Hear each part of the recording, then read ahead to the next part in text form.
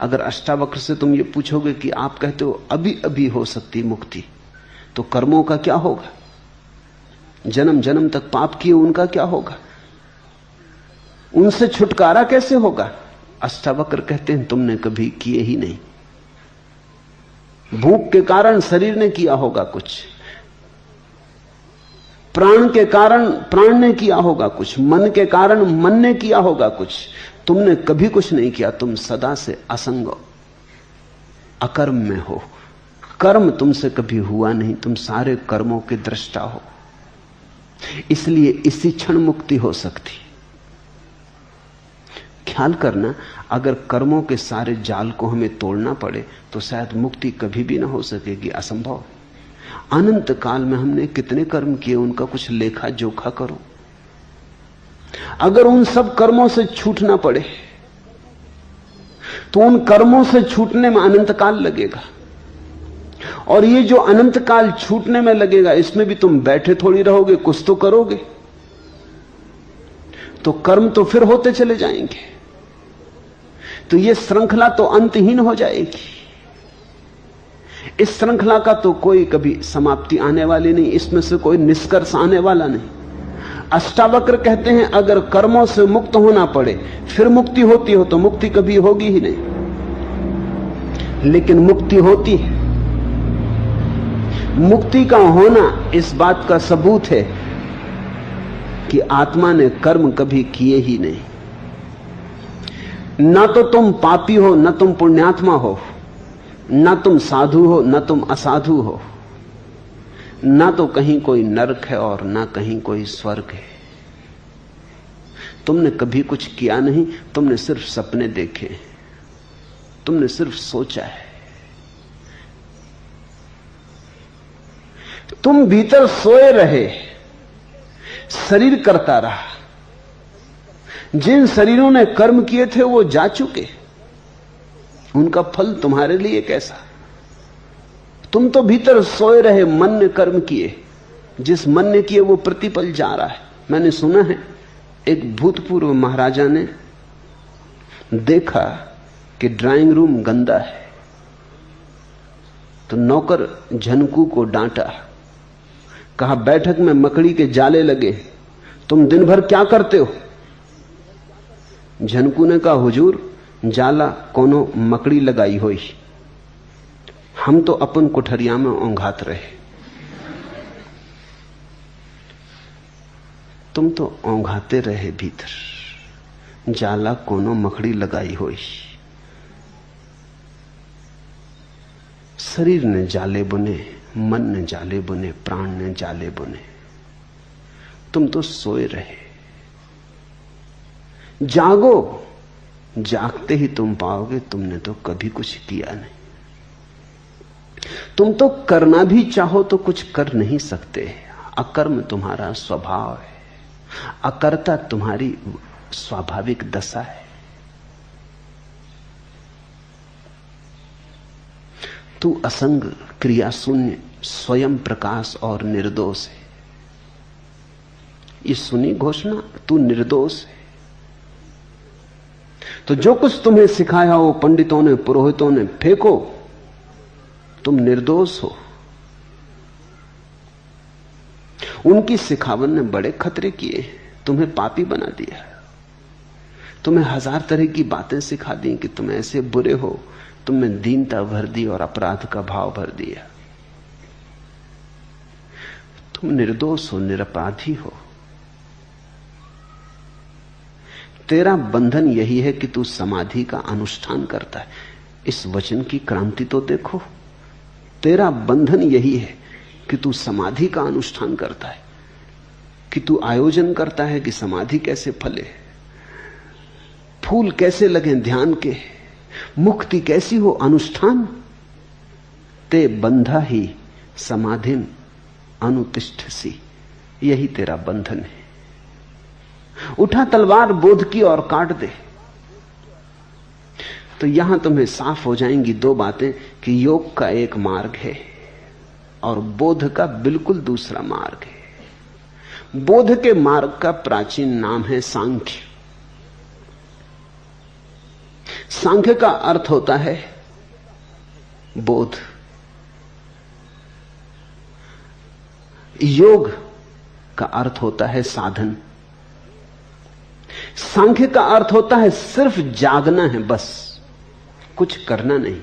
योग का अर्थ होता है बहुत कुछ करना है, तब जागरण घटेगा।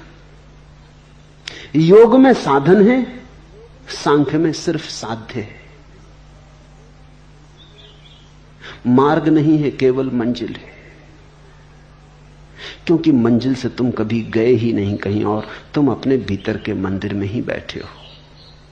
आना नहीं है वापस, इतना ही जानना है कि कभी गए ही नहीं। निसंगो निष्क्रियो असि त्वयं स्वप्रकाशो निरंजना अयमेव हिते बंधा समाधि मनुतिष्ठसी। बस इतना ही बंधन है कि तुम मोक्ष खोज रहे हो। मोक्ष के खोज से नए बंधन निर्मित होते। एक आदमी संसार में बंधा है, फिर घबरा जाता है तो मोक्ष खोजने लगता है। तो इधर से घर द्वार छोड़ता है, परिवार छोड़ता है, धन दुकान छोड़ता है, फिर नए बंधनों में बन जाता। साधु हो गया, अब ऐसे उठो, ऐसे बैठो, ऐसे खाओ, ऐसे पियो, अब नए बंधन अपने चारों तरफ रच लेता है। तुमने देखा साधुओं की हालत कैदियों जैसी है। साधु मुक्त नहीं है, क्योंकि साधु सोच रहा है मुक्ति के लिए पहले तो बंधन करने पड़ेंगे। यह भी खूब मजे की बात है, मुक्ति के लिए पहले बंधन मानने पड़ेंगे। मुक्त होने के लिए कोई बंधन नहीं चाहिए। कृष्णमूर्ति की एक किताब है the first and last freedom, पहली और अंतिम मुक्ति। वो अष्टावक्र का आधुनिकतम वक्तव्य है। अगर मुक्त होना है तो पहले ही चरण पर मुक्त हो जाओ। ये मत सोचो कि अंत में मुक्त होएंगे, पहले चरण पर ही मुक्त होना है, दूसरे चरण पर नहीं। क्योंकि अगर पहले चरण पर सोचा कि तैयारी करेंगे मुक्त होने की, तो उसी तैयारी में नए बंधन निर्मित हो जाएंगे। फिर उन नए बंधनों से छूटने के लिए फिर तैयारी करनी पड़ेगी, उस तैयारी में फिर नए बंधन निर्मित हो जाएंगे।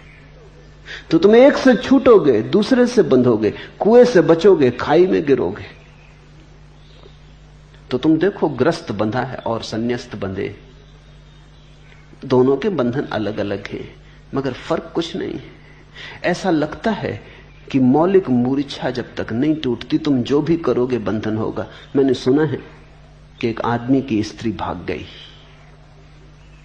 तो उसे खोजने निकला। खोजते खोजते जंगल में पहुंच गया। वहां एक साधु एक वृक्ष के नीचे बैठा था। उसने पूछा कि मेरी स्त्री को तो जाते नहीं देखा,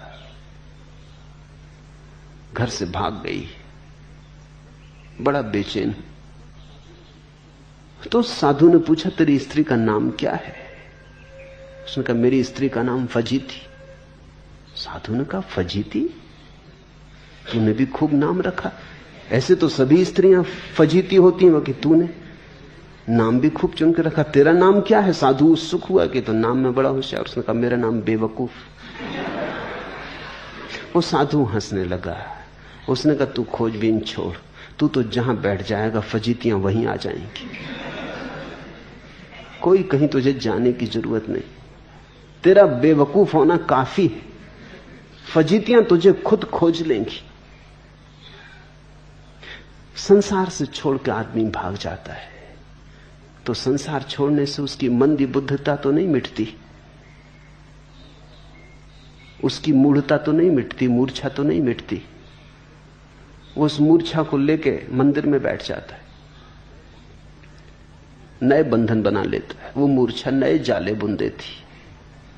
पहले संसार में बंधा था, वो सन्यास में बंध जाता है, लेकिन बिना बंधे नहीं रह सकता। मुक्ति है प्रथम चरण पर, उसके लिए कोई आयोजन नहीं।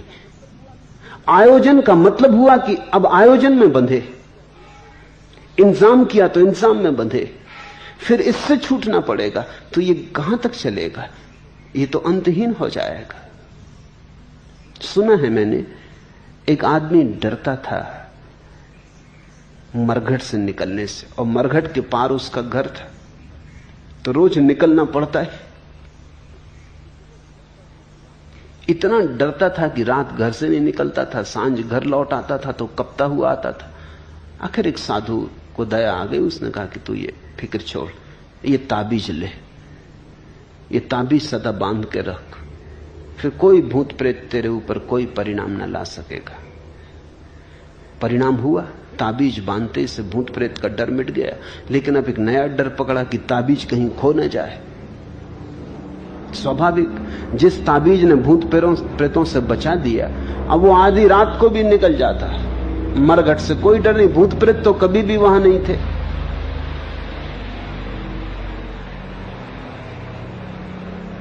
अपना ही डर था। ताबीज ने डर से तो छुड़वा दिया, लेकिन नया डर पकड़ गया कि ताबीज कहीं खो न जाए। तो स्नान गृह में भी जाता तो ताबीज लेके जाता, बार बार ताबीज को टटोल के देख लेता। अब वो इतना भयभीत रहने लगा कि रात सोए तो डरे कि कोई ताबीज ना खोल ले, कोई ताबीज चुरा ना ले जाए, क्योंकि ताबीज उसकी जिंदगी हो गई। डर अपनी जगह कायम रहा, भूत का न रहा तो ताबीज का हो गया। अब अगर कोई इसको ताबीज की जगह कुछ और दे दे तो क्या फर्क पड़ने वाला है? इस आदमी की भयभीत दशा तो नहीं बदलती। भूत का थोड़ी प्रश्न है, भय का प्रश्न है। तो तुम भय को एक जगह से दूसरी जगह हटा सकते हो। बहुत से लोग इसी तरह का बालीवाल का खेल खेलते रहते हैं। गेंद इधर से उधर फेंकी, उधर से इधर आई, बस फेंकते रहते, खेलते रहते, और इस बीच जिंदगी गुजरती चली जाती। अष्टावक्र कहते हैं समाधि का अनुष्ठान ही बंधन का कारण है। अगर तुझे मुक्त होना है तो मुक्त होने की घोषणा कर, आयोजन नहीं। इसलिए मैं कहता हूं इस वचन की क्रांति को देखो। यह वचन अनूठा है, यह बेजोड़ है। अष्टावक्र कहते हैं अभी और यहीं घोषणा करो मुक्त होने की, तैयारी मत करो। यह मत कहो कि पहले तैयार होंगे फिर, क्योंकि फिर तैयारी बांध लेगी, फिर तैयारी को कैसे छोड़ोगे? एक रोग से छूटते हैं, दूसरा रोग पकड़ जाता है। ये तो कंधे बदलना हुआ। तुमने देखा लोग मरघट ले जाते हैं लाश को तो कंधे बदल लेते हैं। एक कंधे पर रखे रखे थक गए तो दूसरे कंधे पर रख ली, थोड़ी देर राहत मिलती, फिर दूसरा कंधा दुखने लगता तो फिर बदल लेते। ऐसे तो तुम जन्मों जन्मों से कर रहे हो, बस ये सिर्फ राहत मिलती है, इससे परम विश्राम नहीं मिलता। छोड़ो मुर्दों का ढोना, घोषणा करो। अगर तुम चाहो तो एक क्षण में, क्षण के एक अंश में घोषणा हो सकती है। मुझसे लोग पूछते हैं कि आप हर किसी को संन्यास दे देते? मैं कहता हूं कि हर कोई हकदार है, सिर्फ घोषणा करने की बात है।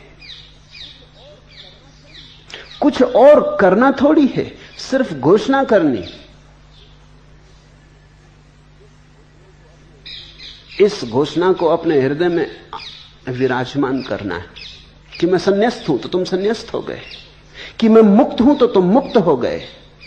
तुम्हारी घोषणा तुम्हारा जीवन है। घोषणा करने की हिम्मत करो। क्या छोटी मोटी घोषणाएं करनी? घोषणा करो अहम ब्रह्मास्मि, मैं ब्रह्म हूं। तुम ब्रह्म हो गए। आगे के सूत्र में अष्टावक्र कहते हैं यह संसार तुझसे व्याप्त है, तुझी में प्रोया है।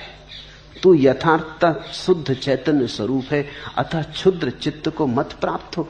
क्या छोटी छोटी बातों से जुड़ता है? कभी जोड़ लेता ये मकान मेरा, ये देह मेरी, ये धन मेरा, ये दुकान मेरी। क्या क्षुद्र बातों से मन को जोड़ रहा है? त्वा व्याप्तमिदं विश्वम त्वयि प्रोतम यथार्थता। तुझसे ही सारा सत्य ओतप्रोत है, तुझसे ही सारा ब्रह्म व्याप्त है। शुद्ध बुद्ध स्वरूपस्त्वम मां गम क्षुद्र चित्तताम। क्यों छोटी छोटी बातों को घोषणा करता है? बड़ी घोषणा कर, एक घोषणा कर। शुद्ध चैतन्य स्वरूप हूं, शुद्ध बुद्ध स्वरूप हूं, क्षुद्र चित्त को मत प्राप्त हो। हमने बड़ी छोटी छोटी घोषणाएं की हैं, जो हम घोषणा करते हैं वही हम हो जाते हैं। इस दृष्टि से भारत का अनुदान जगत को बड़ा अनूठा है, क्योंकि भारत ने जगत में सबसे बड़ी घोषणाएं की हैं। मंसूर ने मुसलमानों की दुनिया में घोषणा की, अनल हक, मैं सत्य हूं, उन्होंने मार डाला। उन्होंने कहा यह आदमी जरूरत से बड़ी घोषणा कर रहा है। मैं सत्य हूं यह तो केवल परमात्मा कह सकता है, आदमी कैसे कहेगा। लेकिन हमने अष्टावक्र को मार नहीं डाला, न हमने उपनिषद के ऋषियों को मार डाला जिन्होंने कहा अहम ब्रह्मास्मि, क्योंकि हमने एक बात समझी कि आदमी जैसी घोषणा करता है वैसा ही हो जाता है। तो फिर छोटी क्या घोषणा करनी? जब तुम्हारी घोषणा पर ही तुम्हारे जीवन का विस्तार निर्भर है, तो परम विस्तार की घोषणा करो, विराट की घोषणा करो, विभु की, प्रभु की घोषणा करो। इससे छोटी पे क्यों राजी होना? इतनी कंजूसी क्या? घोषणा में ही कंजूसी कर जाते हो। फिर कंजूसी कर जाते हो तो वैसे हो जाते हो। क्षुद्र मानोगे तो क्षुद्र हो जाओगे, विराट मानोगे तो विराट हो जाओगे। तुम्हारी मान्यता तुम्हारा जीवन है, तुम्हारी मान्यता तुम्हारी जीवन की शैली है। तू निरपेक्ष, अपेक्षा रहित है, निर्विकार है, स्वनिर्भर चिदघन रूप है, शांति और मुक्ति का स्थान है, अगाध बुद्धि रूप है, क्षोभ शून्य है, अथा चैतन्य मात्र में निष्ठा वाला हो। एक निष्ठा पर्याप्त है, साधना नहीं निष्ठा, साधना नहीं श्रद्धा। इतनी निष्ठा पर्याप्त है कि मैं चैतन्य मात्र हूं। इस जगत में यह सबसे बड़ा जादू है। मनस्विद कहते हैं कि अगर किसी व्यक्ति को बार बार कहो कि तुम बुद्धिहीन हो, वो बुद्धिहीन हो जाता। जितने लोग दुनिया में बुद्धिहीन दिखाई पड़ते हैं, ये सब बुद्धिहीन नहीं, ये हैं तो परमात्मा। इनको बुद्धिहीन जतला दिया गया, बतला दिया गया है। इतने लोगों ने इनको दोहरा दिया है और इन्होंने भी इतनी बार दोहरा लिया है कि बुद्धू हो गए। जो बुद्ध हो सकते थे वो बुद्धू होकर रह गए। मनस्वित कहते हैं किसी आदमी को तुम राह पे मिलो, वो भला चंगा है, तुम देखते उससे कहो अरे तुम्हें क्या हो गया, चेहरा पीला है, बुखार है, देखें हाथ, बीमार हो, तुम्हारे पैर कपते से मालूम पड़ते। पहले तो वो इंकार करेगा क्योंकि उसने सोचा भी नहीं था क्षण भर पहले तक। वो कहेगा नहीं नहीं मैं बिल्कुल ठीक हूं, आप कैसी बातें कर रहे हैं, ठीक है आपकी मर्जी। फिर थोड़ी देर बाद दूसरा आदमी उसको मिले और कहे अरे चेहरा पीला पड़ गया, क्या मामला है। अब वो इतनी हिम्मत से न कह सकेगा कि मैं बिल्कुल ठीक हूं। वो कहेगा हां कुछ तबीयत खराब। वो राजी होने लगा, हिम्मत उसकी खिसकने लगी। फिर तीसरा आदमी मिले और कहे कि अरे अब तो वो घर ही लौट जाएगा कि मैं तबीयत मेरी ज्यादा खराब है, अब बाजार जाने से कुछ सार नहीं। तुमने कहानी सुनी कि एक ब्राह्मण एक बकरी को खरीद के लाता था। 3-4 लफंगों ने उसे देखा और उन्होंने सोचा कि इसकी बकरी तो छीनी जा सकती, लेकिन ब्राह्मण मजबूत था और छीनना आसान मामला न था। तो उन्होंने सोचा कि थोड़ी कूटनीति करो। एक उसे मिला राह के किनारे और कहा कि गजब, ये कुत्ता कितने में खरीद लाए। उस आदमी ने, ब्राह्मण ने कहा कुत्ता, तू अंधा तो नहीं है, पागल कहीं के, बकरी है, बाजार से खरीद के ला रहा हूं, 50 रुपए खर्च किए। उसने भाई तुम्हारी मर्जी, लेकिन तुम जानो ब्राह्मण होके कुत्ते को कंधे पे लिए, भाई मुझको तो कुत्ता दिखाई पड़ता, हो सकता मेरी गलती हो। ब्राह्मण चला सोचता हुआ कि आदमी भी कैसा है, मगर उसने एक बार टटोल के बकरी के पैर देखे, बकरी ही है। दूसरे किनारे पर राह के दूसरा उन्हीं का सगा साथी खड़ा था। उसने कहा कि कुत्ता तो गजब का खरीदा। अब ब्राह्मण इतनी हिम्मत से न कह सका कि कुत्ता नहीं, न हो कुत्ता ही है, तो 2 आदमी गलत नहीं हो सकते। फिर भी उसने कहा कि नहीं नहीं कुत्ता नहीं, लेकिन अब कमजोर था, कह तो रहा था लेकिन ही भीतर की नींव हिल गई थी। उसने कहा कि नहीं नहीं कुत्ता नहीं बकरी है। उसने कहा कि बकरी, इसको बकरी कहते? तो फिर परिभाषा बदलनी पड़ेगी, ब्राह्मण देवता। अगर इसको बकरी कहते हैं तो फिर कुत्ता किसको कहेंगे? वैसे आपकी मर्जी, आप पंडित आदमी हैं, हो सकता है बदल दें। नाम की तो बात है, चाहो कुत्ता कहो चाहे बकरी कहो, रहेगी तो कुत्ता ही, कहने से कुछ नहीं होता। वो आदमी तो चला गया, ब्राह्मण ने उतार के बकरी नीचे रख के देखी, बिल्कुल बकरी है, बिल्कुल बकरी जैसी बकरी है, आंखें मीड़ी, रास्ते के किनारे लगे नल से पानी से आंखें धोई, क्योंकि अपना पड़ोस करीब आता जाता और लोग देख लें कि ब्राह्मण कुत्ता सिर पे लिए है तो पूजा पांडित्य को धक्का लगेगा। पूजा करवाते हैं लोग, ना करवाएंगे लोग पागल समझेंगे।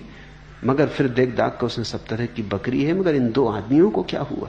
फिर रख के चला, लेकिन अब जरा डरता हुआ चला कि फिर कोई और ना देख ले। वो तीसरा उनका साथी खड़ा था। उसने कहा कि कुत्ता तो गजब का है, कहां से लाए? हम भी बड़े दिन से कुत्ता चाहते हैं। उसने कहा बाबा तू ही ले ले, अगर कुत्ता चाहते हो तुम ही ले लो, ये कुत्ता ही है, एक मित्र ने दे दिया है, इससे छुटकारा करो मेरा। वो भागा वहां से घर की तरफ कि किसी को पता ना चल जाए कि कुत्ता इसने लिया है। आदमी ऐसे ही जी रहा है। तुमने जो मान रखा है वो तुम हो गए हो, और तुम्हारे चारों तरफ बहुत लफंगे हैं जो तुम्हें बहुत सी बातें मनवा रहे हैं। उनके अपने प्रयोजन हैं। पुरोहित समझाना चाहता है कि तुम पापी हो, क्योंकि तुम पापी नहीं हो तो पूजा कैसे चलेगी। उसका हित इसमें है कि बकरी कुत्ता मालूम पड़े। पंडित है, अगर तुम अज्ञानी नहीं हो तो उसके पांडित्य का क्या होगा? उसकी दुकान कैसे चलेगी? धर्मगुरु है वो, अगर तुम्हें समझा दे कि तुम अकर्ता हो, कर्म शून्य हो, तुमने कभी पाप किया ही नहीं, तो उसकी जरूरत क्या है? ये तो ऐसा हुआ कि डॉक्टर के पास तुम जाओ, वो समझा दे कि बीमार तुम हो ही नहीं, बीमार तुम कभी हुए ही नहीं, बीमार तुम हो ही नहीं सकते, स्वास्थ्य तुम्हारा स्वभाव है। तो ये डॉक्टर आत्महत्या कर रहा है अपनी, इसकी दुकान का क्या होगा? तुम डॉक्टर के पास जाओ भले चंगे, जब तुम्हें कोई बीमारी नहीं तब जाओ, तब भी तुम पाओगे कि वो बीमारी खोज लेगा। तुम जाके देखो, बिल्कुल भले चंगे हो, तुम्हें कोई बीमारी नहीं, जाके जरा चले जाओ डॉक्टर को कहना कि कुछ जांच पड़ताल करवानी। ऐसा डॉक्टर खोजना बहुत मुश्किल है जो कह दे कि तुम बीमार नहीं हो। मुल्ला नसरुद्दीन का बेटा डॉक्टर हुआ, तो मैंने उससे पूछा कि कैसी चल रही? उसने कहा कि काफी अच्छी चल रही। मैंने कहा तुम कैसे समझे कि काफी अच्छी चल रही? उसने कहा इतनी अच्छी चल रही कि कई दफे तो वो बीमारों को कह देता है कि तुम बीमार ही नहीं। ये तो बड़ी डॉक्टर कह सकता है जिसकी खूब चल रही हो, चल रही ऐसी हो कि अब उसे उपद्रव ज्यादा लेने नहीं है, फुर्सत नहीं। तो उसने कहा इससे मैं समझता हूं कि बिल्कुल ठीक चल रही। कई दफा आदमियों को कह देता है नहीं तुम्हें कोई बीमारी नहीं। दुकानें हैं, उनके अपने हित हैं। तुम्हारे ऊपर हजारों दुकानें चल रही, पंडित की है, पुरोहित की है, धर्मगुरु की है। तुम्हारा पापी होना जरूरी है, तुमने बुरे कर्म किए हो ये आवश्यक है, नहीं तो तुम्हारा बुरे कर्मों से छुटकारा दिलाने वालों का क्या होगा?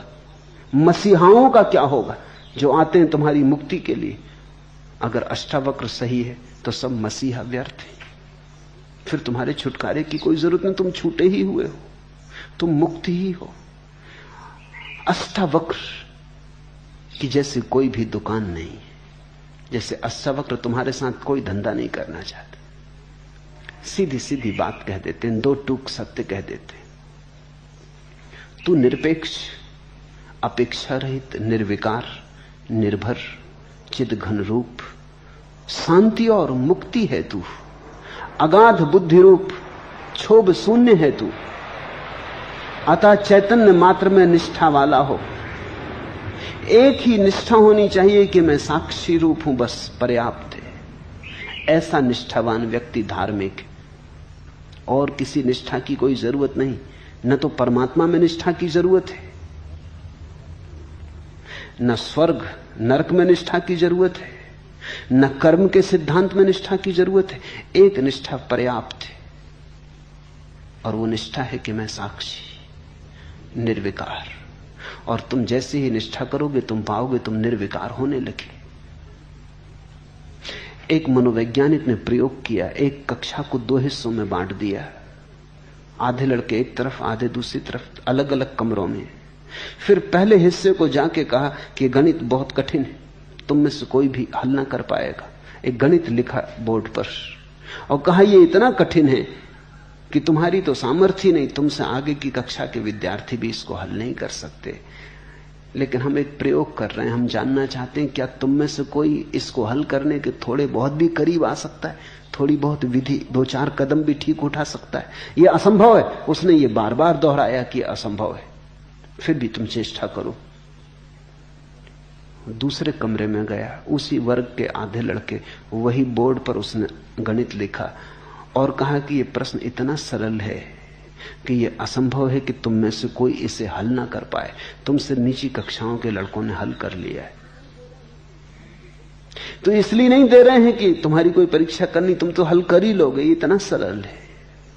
सिर्फ हम ये जानना चाहते हैं कि क्या एकांश विद्यार्थी ऐसा भी है तुम्हारी कक्षा में जो इसमें भी भूल चूक कर जाए। सवाल वही, कक्षा वही, बड़े अंतर आए परिणाम में।